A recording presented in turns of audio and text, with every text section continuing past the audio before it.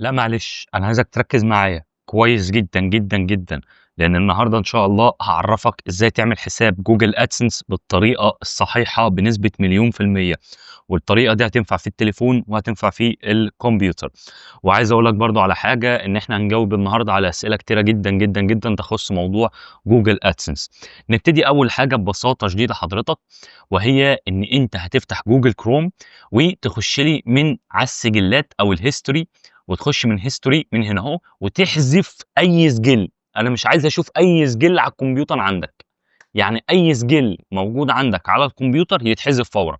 انت دلوقتي في بتاعه الهيستوري تقول له داونلود براوسنج داتا، ونقول له اول تايم، يعني احذف كل الحاجات اللي موجوده، مش عايز اشوف حاجه. تمام، هيحذف جوجل، هيحذف الاكونتس، هيحذف كل حاجه زي ما انت ما شايف اهو. حذف كل حاجه حرفيا، يعني كده كاني فاتح المتصفح جديد. طيب، بعد ما حذف كل حاجه هنفتح جوجل اد موب. هتكتب هنا اهو كده كلمه جوجل اد موب، بالعربي بالانجليزي اللي انت عايزه. محمد علاء، هو انت يمكن فهمتني غلط. انا بقول لك عايز اعمل ادسنس، انت مدخلني على جوجل اد موب ليه؟ لا، ما هو احنا في البدايه خالص بنعمل حساب على جوجل اد موب، وببساطه شديده من حساب الجوجل اد موب ده بنفتح حساب في جوجل ادسنس. الطريقه دي هي الطريقه الصحيحه لانشاء حساب في جوجل ادسنس. ونرد برضو على سؤال اتسال، محمد يا علاء هو ينفع يبقى معايا اكتر من حساب ادسنس؟ لا، لا، لا. ده اولا مخالف لارشادات جوجل ادسنس. وعشان تبقى انت فاهم، لازم كل بني ادم او كل شخص ليه حساب جوجل ادسنس واحد. تمام، عشان تبقى انت فاهم. طيب محمد يا علاء، طب هو دلوقتي في حساب الجوجل ادسنس ده انا لازم اعمله؟ طبعا، لان عايز اقول لك مثلث تحقيق الربح كالاتي: انت واليوتيوب وجوجل ادسنس. يوتيوب ببساطه شديده، قبل تحقيقك للربح وقبل انضمامك لبرنامج شركاء اليوتيوب وقبل انك تعمل حساب جوجل ادسنس، كان في اعلانات بتتحط على المشاهدات او على الفيديوهات بتاعتك، بس الاعلانات دي انت ما كنتش بتتحاسب عليها. تمام، انما بعد ما تنضم لبرنامج شركاء اليوتيوب وتبقى ملتزم بارشادات اليوتيوب وتقدم قناتك للمراجعه وتتقبل وتعمل حساب جوجل ادسنس، كده خلاص اي مشاهدات هتيجي على قناتك هتتحاسب عليها دايركت. تمام. طيب محمد يا علاء، انا سني تحت ال 18 سنه، يعني انا عندي اقل من 18 سنه، هل ينفع اعمل ادسنس؟ لا. طب اعمل ادسنس ازاي؟ هتعمله ببطاقه الوالد او الوالده او اخوك الكبير، اي حد المهم يكون معدي 18 سنه، بس لازم حد انت بتثق فيه ثقه عمياء. لازم حد انت بتثق فيه ثقه عمياء. انا بعيدها المره الثالثه اقولها لك تاني، لازم حد بتثق فيه. لان ببساطه شديده مش اي واحد هنقابله في الشارع نقول له هات بطاقتك لو انت اكبر من 18 سنه نعمل الحساب على ادسنس. لان كده ببساطه شديده ادسنس يعتبر الحساب بقى بتاع الشخص اللي انت بتعمله ببطاقته. تمام، هو الاي دي والباسورد هيبقى باسمك وكل حاجه، بس قدام ادسنس هو بيتعامل مع صاحب البطاقه. عشان كده انت لو اقل من 18 سنه ما تعملش ادسنس ببطاقتك. عشان في ناس بيروحوا يطلعوا بطاقه يقول لك ايه انا هعمل ادسنس بقى، لا، ما ينفعش، ما ينفعش. هتلاقي حساب الادسنس بتاعك بيتوقف، ولو حساب الادسنس بتاعك اتوقف قناتك دي هتبقى كانت ذكرى جميله يعني. هو اساسا حساب الادسنس مش هيتعمل لو انت اقل من 18 سنه. طيب، نخش اول حاجه على ادموب. ادموب ده الحساب بتاع الادموب ده تقدر تخش بيه على جوجل ادس اللي انت تعمل اعلانات، وتقدر تخش بيه على جوجل ادسنس، وتقدر تعمل بنفس الحساب اعلانات. يعني لو انت مثلا معاك تطبيق وعايز تحط عليه اعلانات بنفس حساب الادموب ده. بس طبعا احنا هدفنا كلنا من الحوار ده ان احنا نعمل بيه حساب ادسنس. احنا مش هيفرق معانا ان احنا نحط اعلانات على تطبيقات ولا اي حاجه تانية. طيب، اول حاجه ببساطه شديده بقول له كلمه اشتراك، بندوس هنا اهو.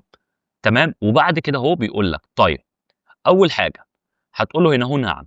ركز بقى هنا اهو بالله عليك، بالله عليك ركز هنا اهو. دلوقتي انت مكتوب في بطاقتك الشخصيه ايه؟ مصر. او في الباسبور ايه؟ مصر. وانت قاعد في السعوديه، يبقى في الحاله دي تكتب بلد الاقامه ايه؟ مصر.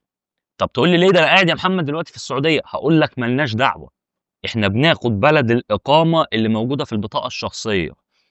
انت بطاقتك الشخصيه مكتوب فيها ان انت قاعد في مصر، وانت حاليا مقيم في الكويت، في البحرين، في قطر، في العراق، ملناش دعوه. احنا لينا في بلد الاقامه اللي موجوده في البطاقه الشخصيه.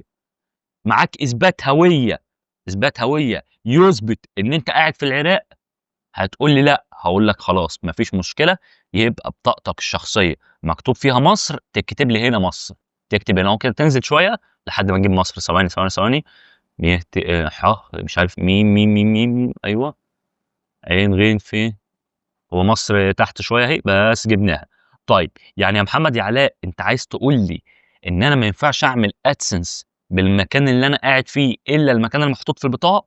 آه، بارجع وأقولها لك، لو مكتوب في البطاقة الشخصية مصر وأنت قاعد دلوقتي في النرويج، قاعد في أمريكا، ومكتوب في بطاقتك الشخصية مصر، تتكتب مصر. إحنا بنكتب اللي في البطاقة، مش بنكتب اللي إحنا قاعدين فيه. نركّز. ليه بقى باقول لك اكتب اللي في البطاقة؟ هتعرف والحلقة شغالة.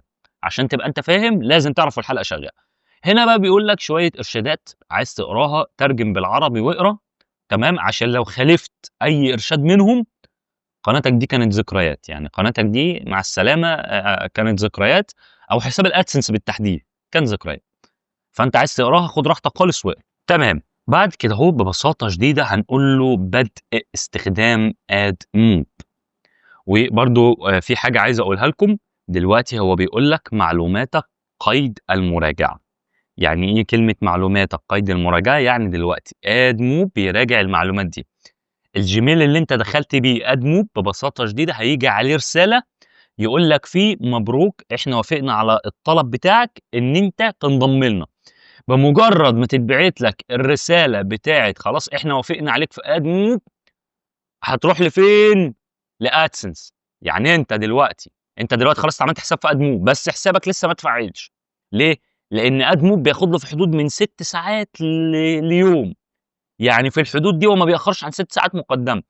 يقوم باعت لك رسالة في الجيميل بتاعك يقول لك لقد تم تفعيل الإيميل بتاعك أو إيميلك في AdMob. بس يا شباب دي كانت خطوة البداية، إحنا في البداية بس كده هنصبر ونستنى رسالة التفعيل اللي هتيجي لنا من جوجل AdMob. بعد ما تيجي لنا رسالة التفعيل أو تم تفعيل الحساب بنجاح، ببساطة شديدة إن شاء الله في الحلقة اللي بعد دي على طول في نفس السلسلة بتاعة إنشاء حساب جوجل AdSense، هناخد حساب الجوجل AdMob ده نعمل فيه حساب في جوجل AdSense بالطريقة الصحيحة. فاتأكد إنك مشترك وعامل لايك، لأن بأمر الله الموضوع فعلًا يستاهل أوي، يعني لأ يستاهل بجد. سلام عليكم.